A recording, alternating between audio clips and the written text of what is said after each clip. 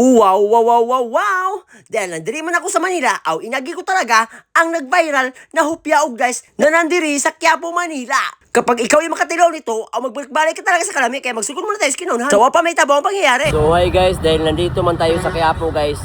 Again ko pala yung nag-viral na dice guys at hupya guys dito sa Quiapo guys.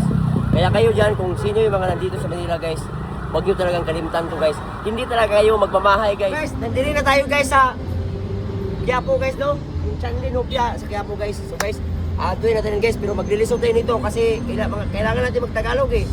Pero okay lang, ang importante, matinawan natin yung lamian nila na dice at hupya. So let's go. Ito pala ang palaging dinadagsa ng mga tao guys kapag naninimba sila sa Quiapo Church guys, itong Chanlin hupya. Ito na pala ito guys. Yang niluluto pala ni Kuya guys at yan pala yung guys at umabot pala yan ng 6 million views sa Facebook guys, kaya inadto ko talaga tarawin nyo at may mga hopya din sila guys, daghan sila papilian dyan.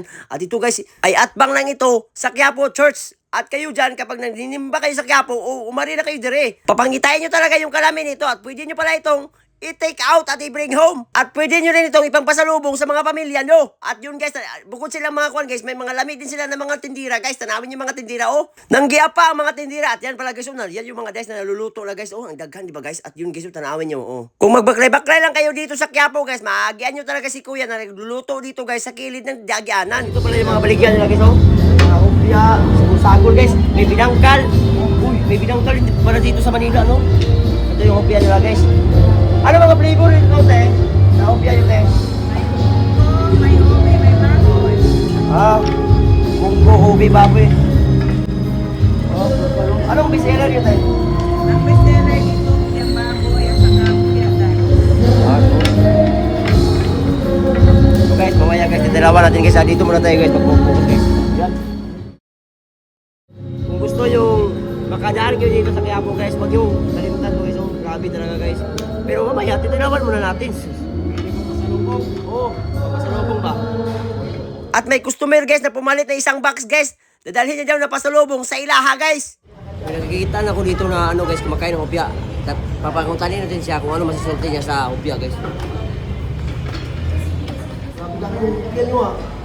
Ano masabi niyo hopya na kasi? Sarap yung kanila. Galing ko sa nagsimba eh. Lagi ka ba dito sir? Lagi ko dumadaan dito pag simba ko. Galing simbahan. Simba ko. Sarap yung hopya nila sa Chanlin Hopya Restaurant. Tikman na natin guys yung tatlo eh, tapos tatlong hopya te. At yun guys, tayo naman yung titilaw guys. Tanawin nyo ako guys kung ano ang reaction ko. Ayan guys, titilawan naman natin.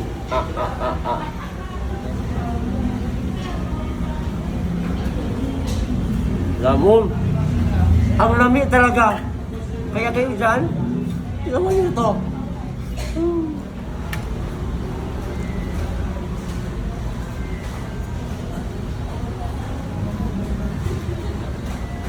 Grabe. Guys, ang lami.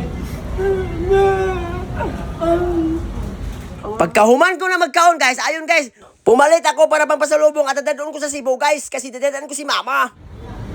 So guys, pampasalubong ko sa probinsya sa Cebu. Kaya ano pang pinapaabot nyo? Subayan nyo din ito. Chanlin Hopya, located at 444 Quezon Boulevard, Quiapo.